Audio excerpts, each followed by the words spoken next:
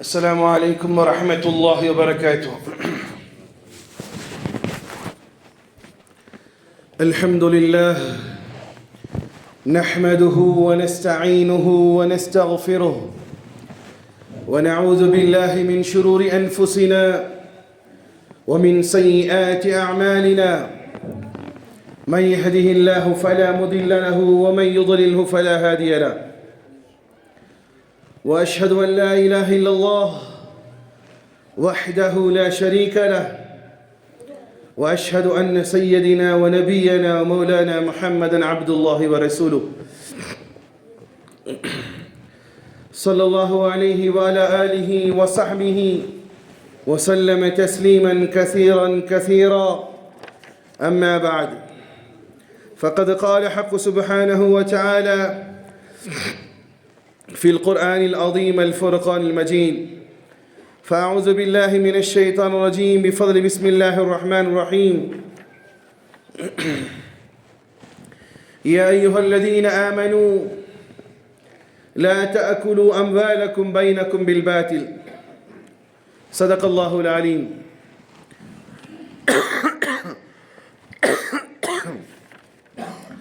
اللهم رب اشرح لي صدري ويسر لي أمري واحلل عقدة من لساني يفقه قولي. ربي زدني علما وارزقني فهما. ربي يسر ولا تعسر وتمم لنا بالخير. புகழும் புகழ்ச்சியும் வல்லோன் அல்லாஹுவுக்கு மாத்திரம் உண்டாகட்டுமாக. சாந்தியும் சமாதானமும் இவ்வுலகை சத்தியத்தின் பால் ஈர்த்த உத்தம நபி ஸல்லல்லாஹு அலைஹி வஸல்லம் அவர்கள் மீதும், அன்னாரின் குடும்பத்தாரின் மீதும், அவர்களை முற்றிலுமாக அடிபணிந்து நடந்த சத்திய தோழர்கள் சஹாபாக்கள் மீதும், இங்கு அமர்ந்திருக்கக்கூடிய உங்கள் மீதும், என் மீதும், உலகத்திலே வாழக்கூடிய அத்துணை மக்கள் மீதும் அல்லாஹ்வினுடைய சாந்தியும் சமாதானமும் என்றென்றும் நின்று நிலவட்டுமாக.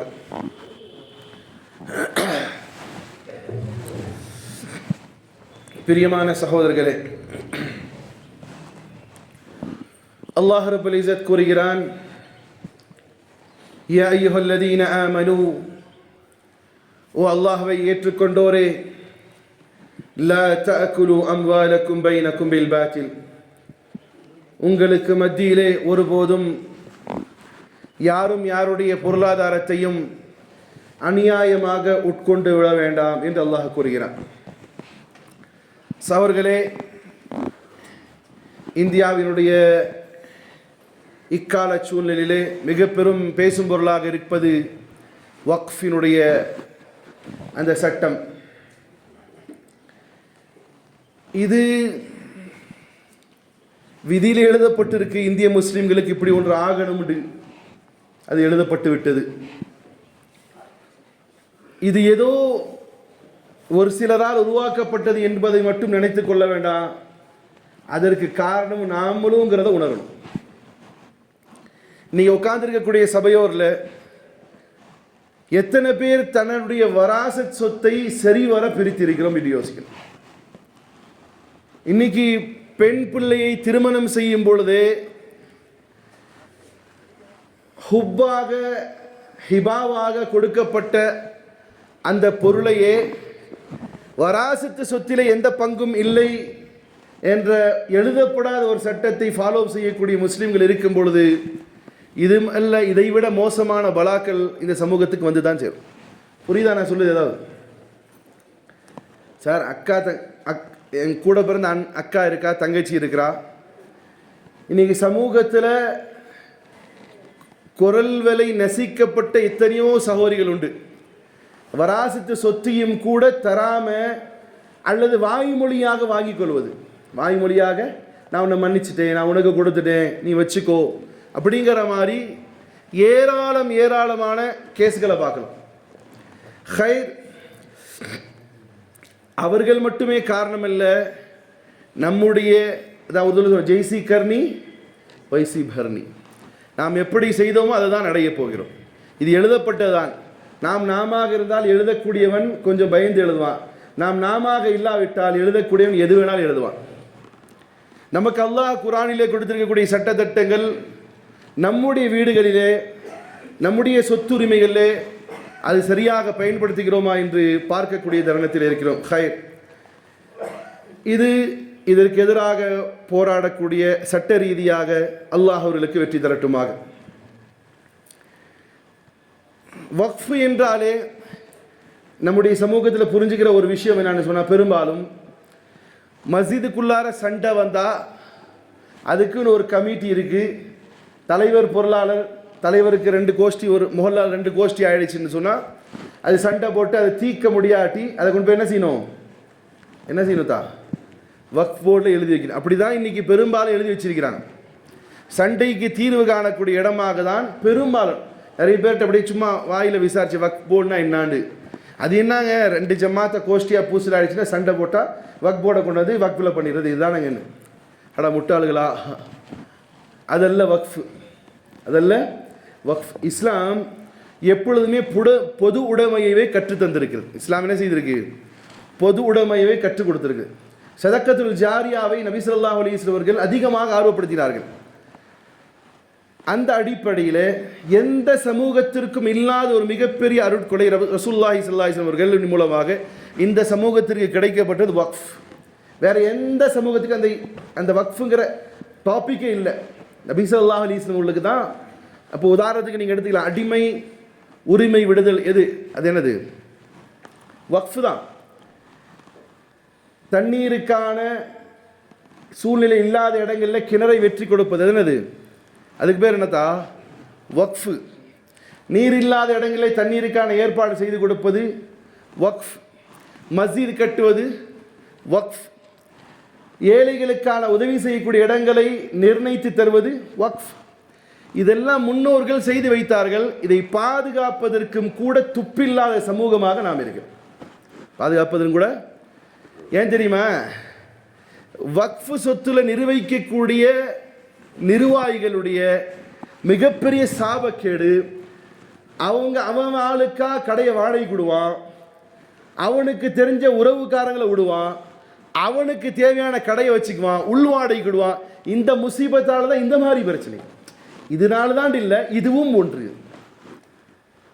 கோடான கோடி லட்சோப லட்ச ஏக்கர்கள் இன்னைக்கு வக்ஃபுடைய சொத்துக்களை நிர்ணயிக்க கூட தெரியாத அருகதை இல்லாத நிர்வாகிகள் எல்லாம் அந்த வக்ஃபினுடைய நிர்வாகத்திற்கு வந்ததுடைய சாபக்கேடு இது. உங்களுக்கு ஒரு விஷயம் தெரியுமா?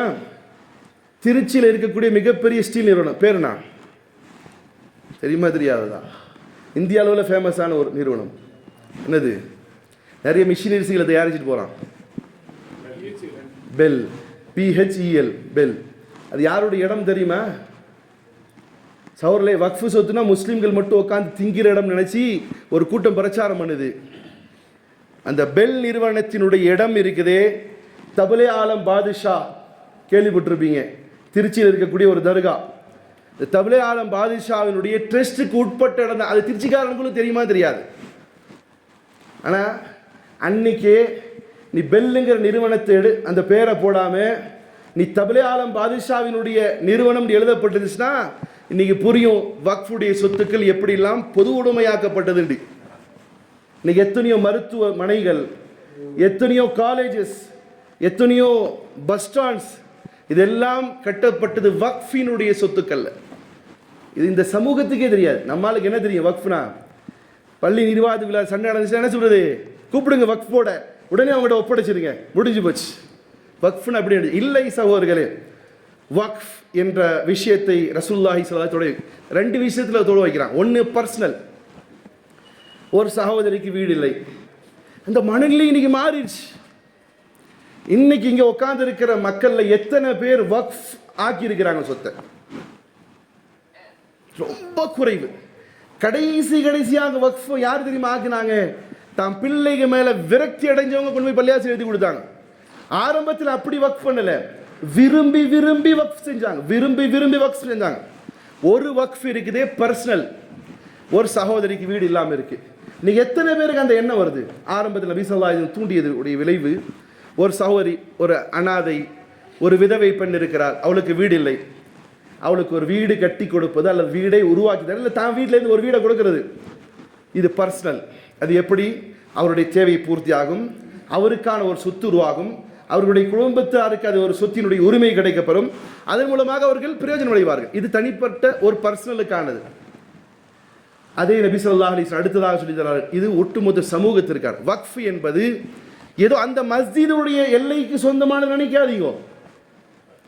வக்ஃபுடைய இப்போ ஒரு காம்ப்ளெக்ஸ் இருக்குது, அல்லது ஒரு 10 ஏக்கர் இடம் ஒரு மஸ்ஜித் இருக்குன்னா அது அந்த மஸ்ஜித் உடையவர்களுக்கு மட்டும் சொந்தம் இல்லை. ஒரு காலத்தில் எழுதப்பட்டிருக்கு இந்த ஊர்வாசிகளுக்கு மட்டும் சொன்னால் ஓகே. பொதுவாக வக்ஃப் என்று சொன்னால் ஒட்டுமொத்த உம்மத்திற்கும் அதில் பங்கு உண்டு. ஒட்டுமொத்த அதுதான் உமர் ரலியல்லாஹு அன்ஹுடைய ஆட்சி காலத்தில் இதை ஒரு சட்டமாக ஏற்றினார்கள்.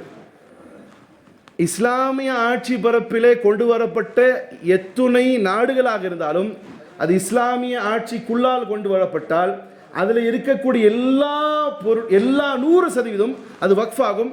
பயன்படுத்தக்கூடியவர்கள் வக்ஃபுடைய இடத்தை அது ஈமான் கொண்டவர்கள் இருக்கட்டும் ஈமான் கொள்ளாதவர்கள் இருக்கட்டும் எல்லோரும் அதற்கான டாக்ஸை கொடுக்க வேண்டும் என்பதை உலகத்திற்கு முதலாக வரவழைத்தவர்கள் ஹஜ்ரத் உமர் ரலியல்லாஹு அன்ஹு. சரி, நியத் வக்ஃபில் நிறைய இருக்கு. ஒன்று, சில பேர் வக்ஃபு செய்யும் பொழுதே நியத் செஞ்சு கொடுக்கலாம், இது ஹாஸ்பிட்டலுக்கு தான் யூஸ் பண்ணணும். சில பேர் நியத் செய்யலாம், இது மஸ்ஜிதுகள், சில பேர் மதர்சாக்கள், சிலர் இது பொதுவாக எல்லா மக்களும் பயன்படுத்தக்கூடியது. என்னுடைய மூதாதிரிகள் அதே திருச்சியில் ஒரு குளத்தை கட்டி வச்சாங்க. அது நமக்கு எந்த இப்போ டச் இல்லை. அது ஒட்டுமொத்த சமூகத்திற்குமான ஒரு குண்டாவாக, அது பேர் என்ன சொல்கிறது, குளமாக அது ஆரம்பத்தில் உள்ளவர்கள் கட்டி கொடுத்தது. இன்னைக்கு போய் நம்ம சொல்ல முடியுமா? இது பொதுமக்களுக்காக வக்ஃப் செய்தார்கள். இப்படியாக வக்ஃபிலே பல ரகங்கள் உண்டு. ஒன்று பர்சனலாக இருக்கும், அல்லது குறிப்பிட்டதாக இருக்கும், அல்லது பொதுவாக வக்ஃப் செய்வார்கள். அந்த வக்ஃபினுடைய சொத்துக்கள் இந்தியா முழுவதும் அதிகமாக இருப்பதுடைய விளைவுதான் இன்றைக்கு ஏராளமான ஹாஸ்பிட்டல்கள் இருக்கக்கூடிய இடம் வக்ஃபினுடைய இடங்கள். இன்னைக்கு நிறைய காலேஜுகள் இருக்கக்கூடிய இடம் வக்ஃபினுடைய இடங்கள். மதர்சாக்கள், ஸ்கூல்கள் இருக்கக்கூடிய இடம் வக்ஃபினுடைய இடங்கள். மஸ்ஜிதுகள், கபரஸ்தான்கள் இருக்கக்கூடிய இடங்கள் வக்ஃப் செய்யப்பட்ட இடங்கள். இதெல்லாம் எப்படி இந்த மணலை வந்துச்சு? ஏன் இப்படி ஒரு மணலை வருதுன்னு சொன்னால், அல்லாஹ் ரப்புல் இந்த ஒட்டுமொத்த பிரஜகம், இந்த உலகம், இந்த பூமியில் இருக்கக்கூடிய நிலைப்பரப்பு யாருக்கு சொந்தமானது? யாருக்கு தான் சொந்தமானது? அல்லாஹுக்கு மட்டும் சொந்தமானது. இடைப்பட்ட காலத்தில் நமக்கு அது நம்முடைய பெற்றோர்களால் அல்லது நாம் சம்பாதித்ததிலிருந்து கிடைக்கப்படக்கூடிய இடம். இப்போ உதாரணத்துக்கு ஒரு மனுஷன் அவர் வராச சொத்தாக 10 ஏக்கர் நிலம் வந்தது. இது யாருடைய மூலியமாக கிடைச்சிது? வராசத்திலிருந்து கிடைச்சிச்சு. ஒருவர் சம்பாதித்து 10 ஏக்கர் வாங்கி இருக்கிறார்.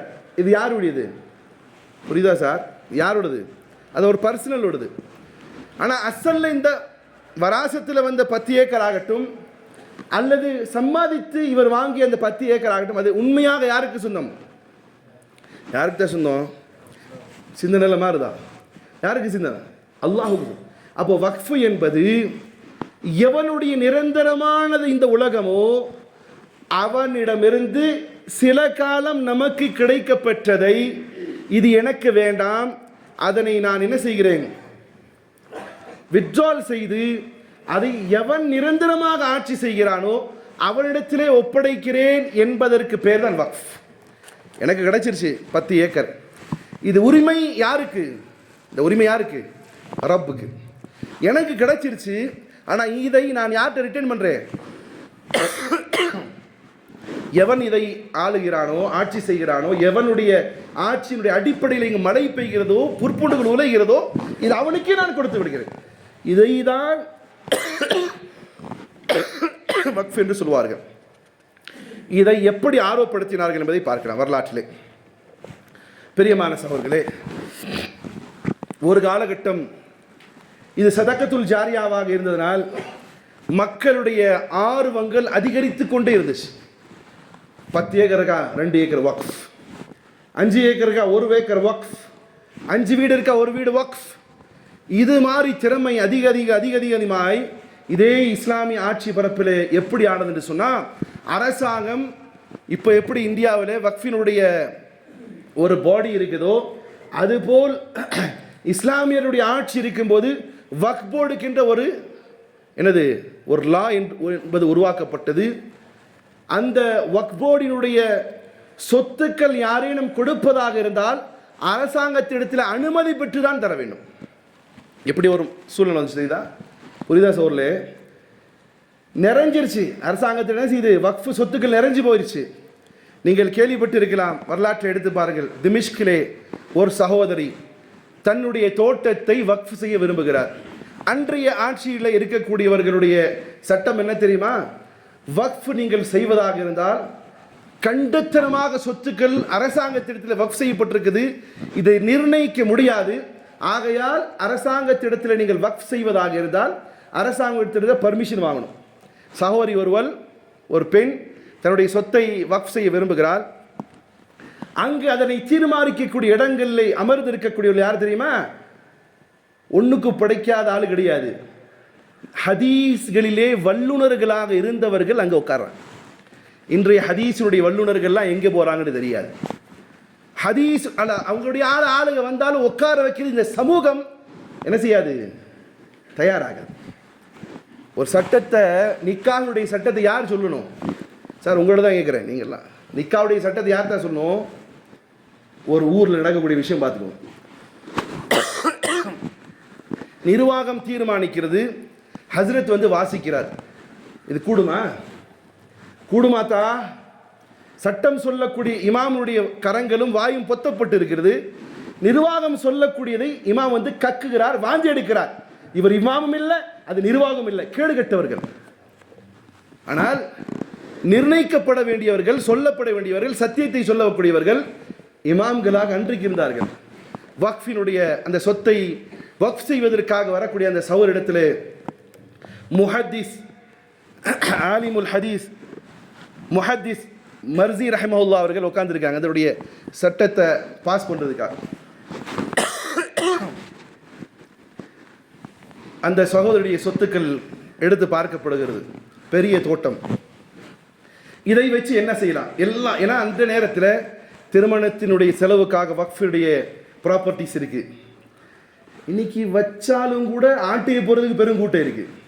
அன்று ஹாஸ்பிட்டல் இருக்குது. வக்ஃபில் செய்யப்பட்ட பொருளாதாரத்தை கொண்டு ஹாஸ்பிட்டல் நடக்குது. அனாதைகள், ஏழைகள், விதவைகள் எல்லாத்துக்கும் இருக்குது. இப்போ எதுக்கு தான் இப்போ வக்ஃபினுடைய சொத்து தேவைப்படுதுன்னு கேட்கும்பொழுது அப்போ அவங்க ஒரு டிசைட் பண்ணி சொல்கிறாங்க, உங்களுடைய சொத்தை யாருக்கு உபயோகிக்கப்படுத்த வேண்டும் என்று சொன்னால், சைபீரியாவில் இருந்து வரக்கூடிய திமிஷ்குக்கு பக்கத்தில் இருக்கக்கூடிய பலஸ்தீனத்திலும் ஷாமிலையும் -60 டிகிரியில் இருக்கக்கூடிய சைபீரியாவிலிருந்து வரக்கூடிய பறவைகளுக்கு அது காப்பகம் அமைத்து அவைகளுக்கு உணவு தரக்கூடிய இருப்பிடத்தை தயாரித்து தரக்கூடியதற்காக வேண்டி உங்களுடைய வக்ஃபு சொத்தை தரலாம் என்ற சஜஷனை அந்த பெண்மணியிடம் கொடுக்கப்படுகிறது. அப்போ இங்கே வக்ஃபு சொத்து தான் மனிதர்களுக்கு மட்டும் இல்லை, யார் கொடுக்குறாங்க? சைபீரியாவிலிருந்து வரக்கூடிய பறவைகளுக்கு சரணாலயம் அமைப்பதற்கு உங்களுடைய வக்ஃப் சொத்தை என்ன செய்யலாம்? செலவிடலாம் என்ற தீர்மானம் எடுக்கப்பட்டதாக அரசாங்கத்திலிருந்து கொடுக்கப்படுது. அந்த பெண்மணியும் அனுமதிக்கிறாள். அந்த அவருடைய வக்ஃபினுடைய சொத்துக்களை விற்று காசாக்கி சைபீரியாவிலிருந்து வரக்கூடிய பறவைகளை தஞ்சம் 4 மாதம் தான் இருக்காது, அதுக்கப்புறம் போயிடும். இந்த 4 மாதங்கள் இருப்பிடம் அமைப்பதற்கு செய்யப்படும். பிற்காலத்தில் அதே மாதிரி ஒரு வக்ஃபினுடைய சொத்தை வக்ஃப் செய்வதற்காக, தன்னுடைய சொத்தை வக்ஃப் செய்வதற்காக வருகிறார் சகோதரி. அவரிடத்துல சொல்லப்படுது, இந்த டீனேஜ் வாட்டர் இருக்கு இல்லையா, செப்டிக் டேங்க், அந்த தண்ணி கழிவு நீர் போவதற்கு நகரத்திலே, குறிப்பாக பகதாதில் இருக்கக்கூடிய நகரத்தினுடைய எல்லா தெருக்களிலும் நாகரிகம் அன்னைக்கு வளர்ந்துருச்சு. கழிவு நீர் போவதற்கு எல்லா இடங்களிலும் ஓரளவுக்கு தயாராகிவிட்டது. இன்னும் கொஞ்சம் கழிவுநீர் செல்வதற்கான வாய்க்கால்களை தோண்ட வேணும். உங்களுடைய சொத்துக்களை இதற்காக அர்ப்பணிக்கிறீர்களா கேட்கப்படுது. கொடுக்கிறார். அதை வைத்து என்ன செய்யப்படுது? இன்னும் சொல்ல போனால் அரசாங்கத்திடமே மக்கள் முழுவதுமாக கோரிக்கை வைக்காமல் தன் நிலைகளை தானே மாற்றிக்கொள்வதற்கு, தன் நிலைகளை தானே உயர்த்தி கொள்வதற்கான ஒரு போர்டாக தான் முஸ்லிம்கள் உருவாக்கி வைத்தது என்னது? வக்ஃப்.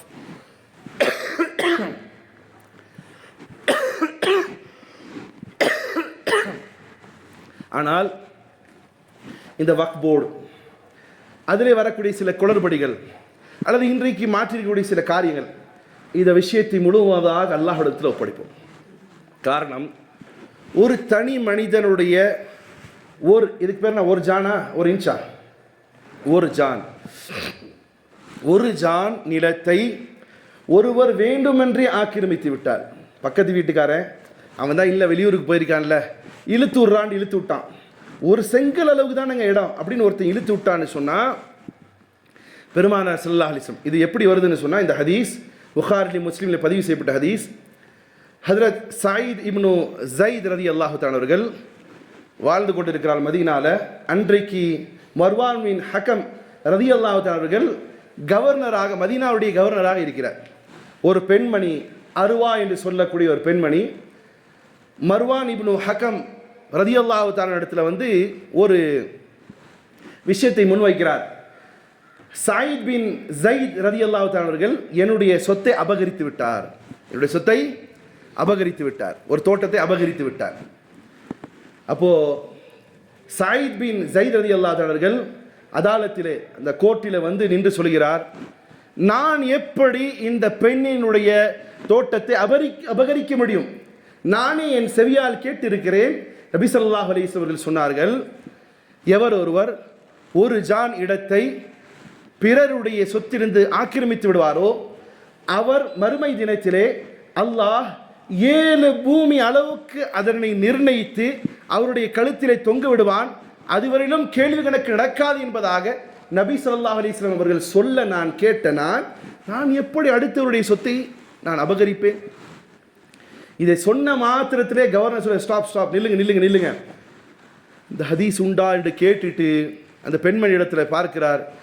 சயீத் இப்னு ஸைத் ரலியல்லாஹு கோமுற்றவர்களாக சொன்னார்கள், நீ அதே இடத்திலே நீ மௌத்தாகி விடுவாய் என்று சொன்னார்கள். மௌத்தாகி விடுவார் என்று ஒன்று அல்லாஹ்வின் தூதர் சொல்றாங்க, உன்னுடைய சொத்துக்கள் என்ன செய்யப்படும்? ஒரு ஜானாக இருந்தாலும் 7 பூமி அளவுக்கு அதனை அல்லாஹ் ஒரு கயிறாக அல்லது தொங்க விடக்கூடிய ஒரு பொருளாக ஆக்கி கழுத்தில் தொங்கிடுவான். சார், ஒரு மூட்டை சிமெண்ட் தூக்கிடுவீங்களா? இங்கே எல்லா ஆள் இல்லை, எத்தனை பேர் தூக்குவீங்க? 2 மூட்டை, 3 மூட்டை, 10 மூட்டை, அங்கே அவ்வளோதான், செத்துற வேண்டியதான். இங்கே ஒரு பூமியை எடுத்து என்ன செய்யப்படும்? கழுத்திலே தொங்க விடப்படும். ரசூலுல்லாஹி ஸல்லல்லாஹு அலைஹி வஸல்லம் சொல்லிக்கிறான். இது இல்லாமல் இவரில் கோவம் வந்துருச்சு. சயீத் பின் ஸைத் ரலியல்லாஹு அன்ஹு சபித்து விட்டார்கள், நீ நாசமாக போக போறேன். என்ன ஆச்சு தெரியுமா? அந்த பெண் வாழுகிறார். கொஞ்சம் காலத்திலே கண் பார்வை அவர் இழக்கிறார். இவர் சொன்னார்கள், நீ அங்கே செத்து மடிவாயிடு. கண்ணும் காணாமல் போனது. அவர் சொல்லிக்கொண்டே இருந்தால், ஸைத் என்னை சபித்து விட்டார், சொல்லிட்டே இருக்கும் பொழுது ஒரு கட்டத்தில் கிணறு இருக்கிறது, கிணறுல விழுந்து அவளை செத்து போயிட்டான்.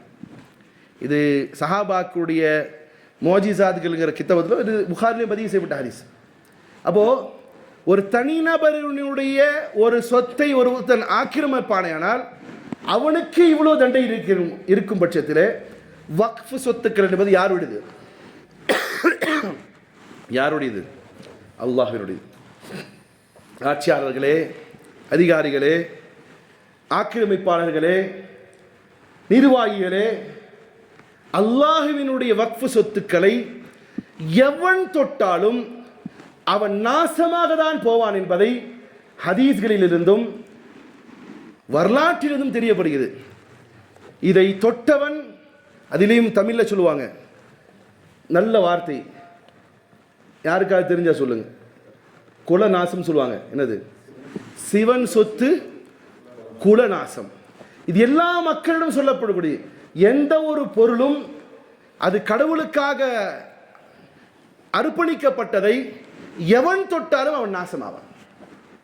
வக்ஃப் சொத்துக்கள் என்பது அல்லாஹ்வுடையது. அவனே வந்து நிற்பான், சத்தியமாக நிற்பான். அவன் கொடுக்கக்கூடிய தண்டனை, ஆனால் அதுக்காக வேண்டி அல்லாஹ் பாதுகான் போகிறது வந்து இது இயலாமை, கையாளாகாத தன்மை. அதுக்கு அரசாங்கம் கொடுத்திருக்கக்கூடிய சட்ட ரீதியான அனுமதிக்கப்பட்ட போராட்டத்தின் மூலமாக அரசாங்கத்துக்கு தெரியப்படுத்துவது ஒரு மூமினுடைய கடமை. அதே நேரம் கண்ணால் பார்க்க முடியும், இன்ஷா அல்லாஹ் அது பள்ளிவாசலுடைய சிறு இடங்களை ஆக்கிரமித்தவனாக இருக்கட்டும், அல்லது பொது சொத்துக்களை ஆக்கிரமித்தவனாக இருக்கட்டும், அல்லது வக்ஃப் சொத்துக்கள் ஆக்கிரமிக்கப்பட்டவனாக இருக்கட்டும், இந்த உலகத்திலேயே எப்படி அருவா இழிவடைந்த மரணத்தை தெளிவினாலோ அதுபோன்ற இழிவடையக்கூடிய மரணத்தை அவன் எவன் தொட்டாலும், அல்லாஹ் என்னை காப்பாற்றும், நான் தொட்டாலும் இதுதான் ஒரு பெண்மணி வருகிறார். இன்றைக்கி 5 நிமிஷம் எக்ஸ்ட்ரா எடுத்துக்கங்க, கேளுங்க. நான் 2 மணிக்கு முடிப்பேன், இன்றைக்கி இன்னும் ஒரு 5 நிமிஷம் எடுத்து. ஒரு பெண்மணி வருகிறாள். அவருடைய தோட்டம், அவருடைய வீடு ஒரு ராஜாவினுடைய மாளிகைக்கு முன்னால் இருக்கிறது. ஒரு அரசனுடைய மாளிகைக்கு முன்னால் இருக்குது. வந்து பார்க்கிறாள். போகும்பொழுது விவசாயம் செய்ய சென்றால் வந்து மாலையிலே பார்க்கிறாள், அவருடைய வீடு உடைந்து கிடக்கிறது. வந்தது வேற எதுவுமே சொல்லலை அந்த பெண்மணி. பனு இஸ்ரவேல் நடந்த சம்பவம் இது, ஹதீஸ்ல வருது. வந்து பார்க்கிறார், தோட்டம் இது வீட்டில் இருந்து அந்த சின்ன குடிசை உடைந்து கிடக்கிறது. தோட்டத்திலிருந்து வந்து பார்க்குறான். மக்கள்கிட்ட கேட்குறா, என்னாச்சு என் வீடு இப்படி கிடக்குதுன்னு. அங்கே இருக்கக்கூடியவர்கள் சொல்கிறார்கள், அரசாங்கத்தினுடைய நபர்கள் வந்தார்கள், உன்னுடைய வீடு மாளிகைகளுக்கு அசிங்கமாக இருப்பதாக சொல்லி உன் வீட்டை இடித்து விட்டார்கள். அந்த பெண்மணி வேறு எதுவுமே சொல்லலை. நீங்கள் நம்மளும் சொல்லலாம், ஆனால் நம்மகிட்ட ஹலாலான உணவு இல்லை, எங்கிட்டையும் இல்லை, உங்கள்கிட்டையும் இல்லை. இந்த அம்மா ஒன்றும் செய்யலை, கையை மேலே உயர்த்துச்சு. அல்லாஹ், நான் தான் இங்கே இல்லை, நீயுமா இங்கே இல்லைன்னு என்ன சொல்லிச்சா? அழுகலை, சுப்ஹானல்லாஹ், அல்ஹம்துலில்லாஹ் இதெல்லாம் சொல்லலை. என்ன சொன்னா? யா அல்லாஹ், நான் தான் இங்கே இல்லை, நீயுமா இங்கே இல்லைன்னு கேட்டா. இடி விழுந்து அரசாங்கத்தினுடைய அந்த மாளிகை நொறுங்கியதை வரலாறு பதிவு செய்திருக்கு. ஒரு கிழவியினுடைய கூரையை உடைத்த அரசனுக்கு இந்த நிலைமை என்று சொன்னால், அநீதி இழைக்கப்பட்டவன், அல்லாஹ்வே உன் சொத்துக்களை ஆக்கிரமிக்கிறார்கள், உன் சொத்தை இவர்கள் இழிவுபடுத்த நினைக்கிறார்கள், கார்ப்பரேட்களுக்கு விற்க நினைக்கிறார்கள் என்று ஒரு அல்லாஹ்வினுடைய அடியான் அல்லாஹ்வை பார்த்து கூறிவிட்டால், நாசம் என்பது, கேடு என்பது வருவதை இந்த மக்கள் மட்டும் இல்லை, பின்னால் வரக்கூடிய ஜெனரேஷன் பார்க்கும். அதுலேருந்து நம்மளும் ஃபர்ஸ்ட் என்ன செய்யணும்? அடுத்தவருடைய பொருட்களின் மீது ஆசை கொள்ள, அல்லாஹ் என்னை காப்பாற்று. யாருடைய பொருளாக இருந்தாலும் யாரும் எதன் மூலமாக எடுப்பதற்கு அல்லாஹ் அனுமதி கொடுக்கல. இது ஹுக்கூக்குல் இபாதாவில் வரும். சரி, இப்படியெல்லாம் வக்ஃப் கொடுக்கக்கூடிய பொருட்கள் கொடுப்பதாக இருந்தால் அரசாங்கத்தினுடைய நாலேஜுக்கு வரும் அளவுக்கு மக்கள் வக்ஃப் செய்தார்கள் சொன்னால் காரணம் என்ன தெரியுமா? மக்களிடத்தில் இருந்த ஆர்வம் அதிகமாக இருந்தது. சார், நமக்கு என்ன தெரியுமா ஆர்வம்? இப்போ உங்களில் பிற பேருடைய உள்ளத்தில் என்ன ஓடிட்டு இருக்கோம்? சீக்கிரம் பயான் முடிஞ்சா போய் நான்வெஜ் சாப்பிடணுங்கிற ஆர்வம் இருக்கும். சஹாபாக்குடைய ஆர்வங்கள் எப்படி தெரியுமா இருந்துச்சு? நபி ஸல்லல்லாஹு அலைஹி வஸல்லம் அதாலத் என்ன சொல்ல, தமிழில் சொன்னா அரசாங்கத்திடம் வந்து நபி ஸல்லல்லாஹு அலைஹி வஸல்லம் சமூகத்தில் வந்து சொல்றாங்க, யா ரசூலல்லாஹ், வந்தவர்கள் எல்லாம் ஏழைகள், யா ரசூலல்லாஹ், நாங்கள் உங்களிடத்தில் ஒரு குற்றச்சாட்டு வைக்கிறோம் பணக்காரர்கள் மீது. என்ன பிள்ளைகளே, என்ன சஹாபாக்களே, என்ன விஷயம்? யா ரசூலல்லாஹ், நாங்கள் எல்லாம் ஏழைகள், எங்களிடத்தில் பெரிய பொருளாதாரம் இல்லை.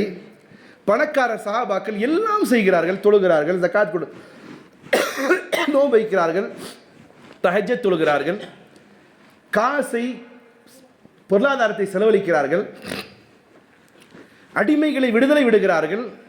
இப்படியெல்லாம் செய்யும் பொழுது ஏழைகளாகிய நாங்கள் என்ன செய்ய முடியும்? நபி ஸல்லல்லாஹு அலைஹி வஸல்லம் சொன்னார்கள், அப்படியானால் இவ்வளவுதான் உங்களுடைய பிரச்சனையா? ஒவ்வொரு தொழுகைக்கு பின்னால் 33 முறை சுப்ஹானல்லாஹ், 33 முறை அல்ஹம்துலில்லாஹ், 34 முறை அல்லாஹ் அக்பர் என்று சொல்லிக் கொள்ளுங்கள், நீங்களும் அவர்களுடைய ஸ்தானத்தை அடைவீர்கள். இந்த செய்தி பணக்காரர்களுக்கும் போயிடுச்சு. இந்த செய்தி பணக்காரர்களுக்கும் போயிடுச்சு. இப்போ பெருமானார் ஸல்லல்லாஹு அலைஹி வஸல்லம் திரும்ப அதே ஏழைகள் வருகிறார்கள், யா ரசூலல்லாஹ், இந்த செய்தி அவர்களுக்கும் போய்விட்டது, அவர்களும் செய்ய ஆரம்பித்து விட்டார்கள். நபி சொன்னார்கள், இது அல்லாஹ் விதித்தது, இதற்கு மேலே எதுவும் சொல்ல முடியாது, அவரவர்களுக்கு கிடைக்கப்பெறுவது கிடைத்தே தீரும்.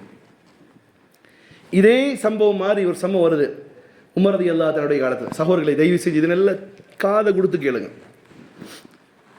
உமர் ரலியல்லாஹு தன்னுடைய சமூகத்தில் வந்து மக்காவுடைய குறைஷி தலைவர் எல்லாம் அமர்ந்திருக்கிறார்கள்.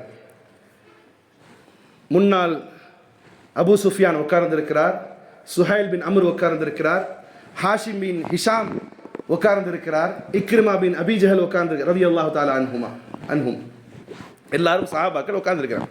இவர்களெல்லாம் எப்போ இஸ்லாத்துக்கு வந்தாங்க தெரியுமா? ஃபத்ஹி மக்காவிலே, மக்கா வெற்றி கொள்ளப்படும் போது வந்தார்கள். எல்லாம் உட்காந்து பேசிட்டு இருக்கிறாங்க.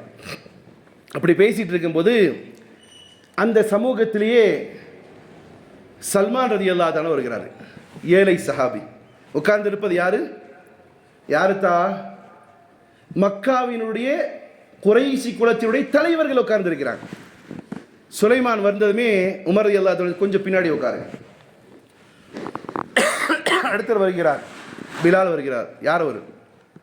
போற்றத்திற்குரியவரா? அன்றைய காலத்தில் ஹபஷி, கருப்பர், உதடெல்லாம் தொங்கும். யாராக இருந்தவர்? அடிமையாக இருந்தவர். அவர் வருகிறார். உமர் ரலியல்லாஹு முன்னால் உட்காருங்க. பணக்கார, சமூகத்திலே பெரியவர், ஊர் பெரியவர், தலைவர் பின்னாடி, கொஞ்சம் பின்னாடி உட்காருங்க அப்படிங்கிறார். பின்னாடி உட்காரு. மிக்தார் வருகிறார், சுஹைல் வருகிறார். இப்படி அஸ்ஹாபே சுஹ்ஃபா இன்னைக்கு இருக்கு மதீனால. அங்கே உட்காரதுக்கு தான் நமக்கு முடிய மாட்டேங்குது. நபி ஸல்லல்லாஹு அலைஹி வஸல்லம் வீட்டுக்கு பக்கத்திலே அடங்கி இருக்கக்கூடிய இடத்துல ஒரு திட்டு மாதிரி இருக்கும். அந்த இடத்துலாம் அஸ்ஹாபே சுஃபா உட்காந்துருந்தாங்க. அந்த ஏழை சஹாபாக்கள் வராங்க. உமர் ரலியல்லாஹு கொஞ்சம் கொஞ்சமாக பின்னாடி தள்ளி கடைசியில் சப்பல் கிட்ட போய் உட்காந்துட்டான். உட்கார்ந்ததுக்கு பின்னால் சபை முடிந்தது. கிளம்பும் போது அபூ சுஃபியான் சொல்லுகிறார் ரலியல்லாஹு தஆலா அவர்கள், என்ன செய்து விட்டார் பார்த்தீர்களா உமர்? நாம் எல்லாம் ஊரின் பெரியவர்கள், குறைஷி குலத்தின் தலைவர்கள், இப்படி இருக்க ஏழைகள், நம்மிடத்தில் அடிமையாக இருந்தவர்கள் எல்லாம் முன்னால் அமர்ந்து வைத்து விட்டார். நம்மை பார்த்தீர்களா? பின்னால் உட்கார வைத்து விட்டார் அப்படின்னு சொல்லி வருத்தத்தை வெளிப்படுத்துறார். யார்கிட்டன்னு சொன்னா சுஹைல் பின் அம்ர் ரலியல்லாஹு தஆலா. சுஹைல் பின் அம்ர் ரலியல்லாஹு தஆலா சொல்றாங்க, அவர் செய்ததும் சரிதான். காரணம், நீங்களும் நானும் இப்பொழுதுதான் ஃபத்ஹே மக்காவிலே இஸ்லாத்தை ஏற்றுக்கொண்டோம். இவர்கள் ஏழ்மையாக இருந்தாலும் அடிமைகளாக இருந்தாலும் இவர்கள் ஏற்றுக்கொண்ட காலம் வெகு தூரம். ஆரம்பத்தில் இஸ்லாத்தை ஏற்றுக்கொண்டார்கள். ஆகையால் அவர் செய்தது சரிதான் என்று சொன்னார்கள். இவருக்கு ரோசம் தாங்கலை. யாருக்கு? அபூ சுஃபியானுக்கும் இக்ரிமா ரலியல்லாஹு அன்ஹு அவர்கள். இக்ரிமா ரலியல்லாஹு அன்ஹு யார் அவர்கள்? இக்ரிமா பின் அபூ ஜஹல். யாருடைய? அபூ ஜஹல் உடைய மகனார். அபூ ஜஹல் யாராக இருந்தார்? இஸ்லாத்தின் எதிரி. ஆனால் அவருடைய வீட்டில் என்ன செய்யலாம்? அல்லாஹ் இஸ்லாத்தை கொண்டு. அபூ ஜஹலுடைய மகன் சொல்கிறார், எங்களால் தாங்க முடியவில்லை, நேராக போனார். இந்த 4 பேரும் போகிறாங்க. அபூ சுஃபியான், சுஹைல் பின் அம்ர், ஹாஷிம் பின் ஹிஷாம், இக்ரிமா பின் அபீ ஜஹல், 4 பேரும் போய், உமரே, எப்படி நீங்கள் எங்களை பின்தள்ள வைத்தீர்கள் கேட்கும் பொழுது உமர் ரலியல்லாஹு அன்ஹு சொல்வார்கள், இவர்கள் ஆரம்பத்தில் இஸ்லாத்தை ஏற்றுக்கொண்டவர்கள். இவர்கள் பல தியாகங்களை செய்திருக்கிறார்கள். உடலால், பொருளால், எல்லாவற்றையும் கொண்டு இவர்களும் தியாகம் செய்திருக்கிறார்கள். சரி உமரே, இந்த உலகத்திலே எம்மை பின்னால் தள்ளிவிட்டீர்கள், அது சரி. மறுமையிலும் இப்படி நாங்கள் தள்ளப்பட்டால் எங்களுடைய நிலைமைகள் என்னவாகும்? மறுமையிலும் எங்களை இப்படி தள்ளிவிடப்படப்பட்டால் நாங்கள் என்ன? உமர் சொல்கிறார், அப்படி அல்ல. மறுமையிலும் நீங்கள் முன்னே வர வேண்டும் என்று விரும்பினால் அவர்கள் செய்த அத்தனை அர்ப்பணிப்புகளும் தியாகங்களையும் நீங்களும் செய்யுங்கள். அவர்கள் எப்படி உடலால், பொருளால், அவருடைய குடும்பத்தால் தியாகங்களை செய்தால் அதுவும் செய்யுங்கள். உடனே அந்த 4 வரும். இது மதீனாவில் நடந்த சம்பவம். 4 வரும் நேர மக்காவுக்கு போகிறாங்க. 400 நபர்களை எடுத்துக்கொண்டு வெளியே கிளம்புறாங்க. காரணம் என்ன தெரியுமா? எங்களை உமர் ஆகாதவர்களை போன்று பார்த்து விட்டார். நானும் ரம்லானில் நிறைய பேரை தூண்டி விட்டேன். நீங்கள் அடுத்த நாள் வந்துடுவீங்களா தொழுகைக்கு? நீங்கள் எல்லாம் ரம்லானுடைய முஸ்லீம்களா? உங்களையும் பார்த்து சொல்கிறேன், ரம்லானில் நீங்கள் எத்தனை பேர் தொழுவீங்க? நீங்கள் ரம்லானிய முஸ்லீம்களா இல்லை நிரந்தர முஸ்லீம்களா? நான் அப்படிலாம் சொல்லும்போது நினைப்பேன், இன்ஷா அல்லாஹ் ரம்லான் முடிஞ்சது தொஹருக்கு அவ்வளோ கூட்டம் வரும். பள்ளி காலி. உமரும் தூண்டி விட்டார். நீங்கள் அவர்களை போன்று அடைய வேண்டும் என்று சொன்னால் நீங்களும் அவர்களை போன்று தியாகம் செய்யுங்கள். உமர் ரலியல்லாஹு சொன்னது அப்படியே அவர்களுடைய உள்ளத்தில் ஏறிவிட்டது. நேராக போய் 400 நபர்கள் எடுத்துக்கொண்டு வெளியே கிளம்புகிறார்கள். திமக் என்ற இடத்திற்கு செல்கிறார்கள். அந்த நேரத்திலே ஷாமின் பக்கமாக செல்கிறார்கள். எர்மூக்கினுடைய யுத்தம் நடக்குது. அவர்களுடைய Haris bin Hisham ibn Abu Jahl, அவருடைய தம்பியும், அபூ ஜஹலுடைய தம்பியும் கலந்துகிறார் அந்த யுத்தத்தில். அப்போ மக்காவில் இருந்து இத்தனை அந்த குலத்தினுடைய தலைவர்களும் கிளம்போது மக்காவை அழுது, எப்பா இப்படி போறீங்களப்பா, இப்படி எல்லாமே சேர்ந்து போனீங்கன்னா இந்த மக்கா என்னப்பா ஆகுண்டு? இல்லை, உமர் ஒரு வார்த்தை சொல்லி இருக்கிறார், அதை நாங்கள் சரி செய்வோம். எல்லாம் கிளம்பி போயிட்டாங்க. ரோமர் எம்பர் என்னது எம்பயர்ஸ், ரோமன் எம்பயர்ஸ் ஏறத்தாழ 3 லட்சம் படைகளோடு வந்து நிற்குது. ரோமர்களுடைய படையின எத்தனை?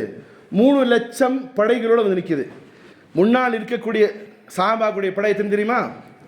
வெறும் 30,000. எத்தனை பேர்? 30,000 பேர் நின்று கொண்டு யுத்தத்திற்கு தயாராகிறான். ஒரு கட்டத்தில் என்ன தெரியுமா ஆயிடுச்சு, சண்டையிட்டு சண்டையிட்டு சண்டையிட்டு சஹாபாக்களுடைய பாதங்கள் எல்லாம் நெடுங்கியதாக புறுமுது காட்டி அவர்களுடைய டெண்ட் வரையில் வந்துருச்சு. 3 லட்சம் எங்கே சார், 30,000 எங்கே இருக்கு, 3 லட்சம் பேர் விரட்டி அடிச்சுட்டு வரான். சஹாபாக்கள் படை சிதறி தன்னுடைய டெண்டு கிட்ட வராங்க.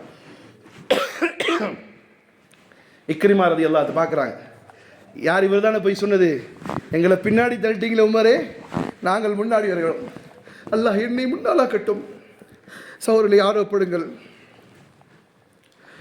இக்ரிமா ரலியல்லாஹு அன்ஹு சொல்கிறார், தன் முகத்தில் இந்த கவசத்தை உடைத்து வீசுகிறார். தன் ஜிரா ஆடையை, இந்த போருக்காக போடக்கூடிய ஆடை எடுத்து உடைத்து போடுகிறார். தன் வாளினுடைய உரையை உடைத்து போடுகிறார். வெறுமான உடலோடு நின்று சொல்கிறார், இந்த தருணத்தில் என்னிடம் பையை செய்வதற்கு யார் தயார்? எல்லாம் கலைஞ்சு போன கூட்டம், விரட்டி அடிக்கப்படுறாங்க, கொல்லப்பட்ட சடலங்கள் கிடக்குது. இந்த இடத்தில் நின்று சொல்கிறார், இப்பொழுது என்னிடம் பையை செய்ய யார் தயாரா இருக்கிறான்?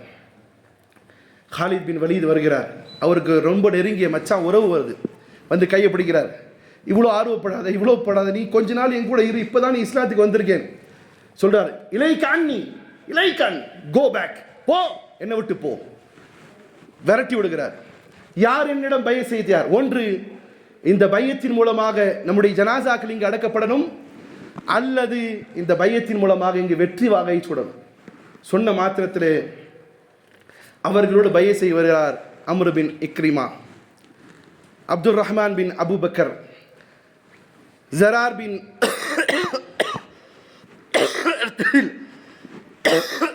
Abdullah bin Umar, Abu Sufyan, Haris bin Hisham, யார் அந்த 4-5 பேர் உட்கார்ந்தாங்க இல்லையா, அவங்கெல்லாம் வர்றாங்க. சுஹைல் பின் அம்ரு, இவர்களெல்லாம் குறைஷி குலத்தினுடைய தலைவர்கள்.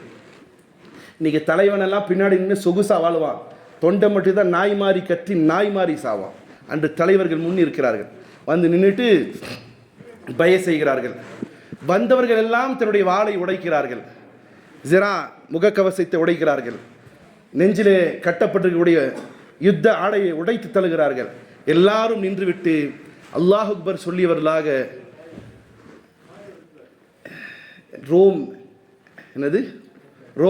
ரோமர்களுடைய படையின் உள்ளே நுழைகிறார். வெறும் 400 பேர். எத்தனை பேர் தான்?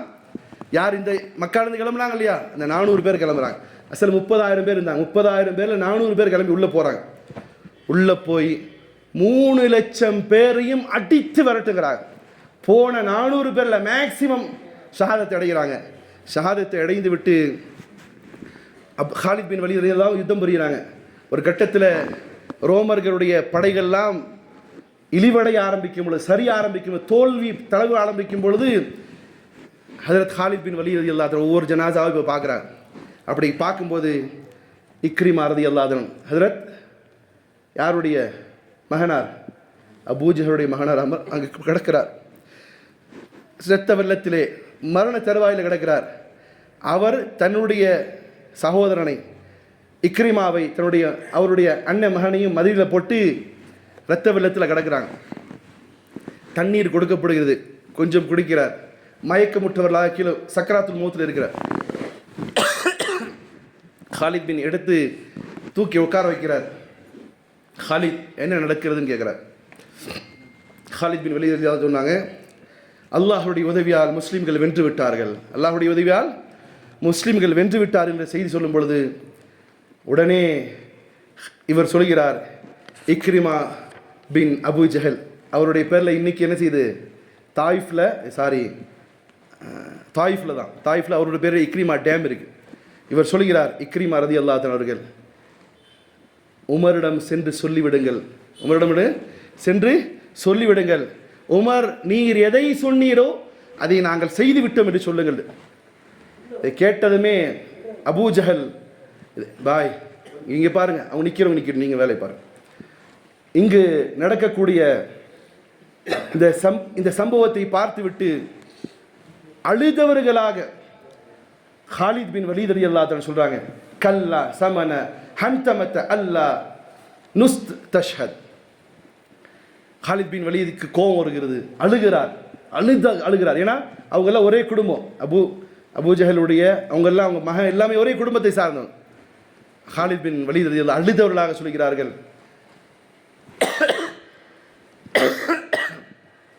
அரேபியருடைய ஒரு பண்பு இருந்துச்சு, பையனை புகழ்றாதா அத்தா பேரை சொல்லுவாங்க, யாராவது திட்டுறதா இருந்தால் அம்மா பேரை சொல்லுவாங்க.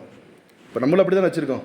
வீட்டில் போய் மகனை ஏதாவது சொன்னால் தான் என் மகண்டின்றோம், கோபமாக இருந்தால் உன் மகனின்னு சொல்லுவோம் இல்லையா? அந்த மாதிரி அங்கே அரபியுடைய வழக்கு எப்படி இருந்துச்சுன்னா, புகழ்வதாக இருந்தால் மகனை தகப்பனுடைய பெயரை சொல்லுவாங்க, திட்டுவதாக இருந்தால் தாய் பேரை சொல்லிட்டு இவங்க சொல்கிறாங்க இப்னு ஹன்தமா.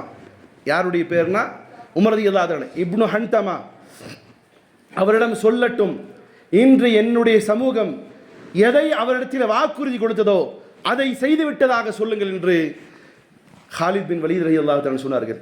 அவர்களுடைய வேட்கையும் அவருடைய லட்சியமும் எப்படியாவது முன் சென்ற அல்லது முன்னால் இஸ்லாத்தை ஏற்றுக்கொண்ட சஹாபாக்கள் எந்த பதவிகள் அவர் சொல்றார். இக்ரிமா ரலியல்லாஹு கிளம்புறதுக்கு முன்னாடி, மக்களே ஒன்றை செவிசாய்த்துக் கொள்ளுங்கள், மக்காவில் இருக்கக்கூடிய அத்துணை மலைகளையும் தங்கமாக்கி அவைகள் அனைத்தையும் அல்லாஹ்வுடைய பாதையிலே செலவழித்தாலும் கூட ஒருபோதும் ஆரம்பத்தில் இஸ்லாத்தை ஏற்றுக்கொண்ட சஹாபாக்களுடைய ஸ்தானத்திற்கு கூட போக முடியாது.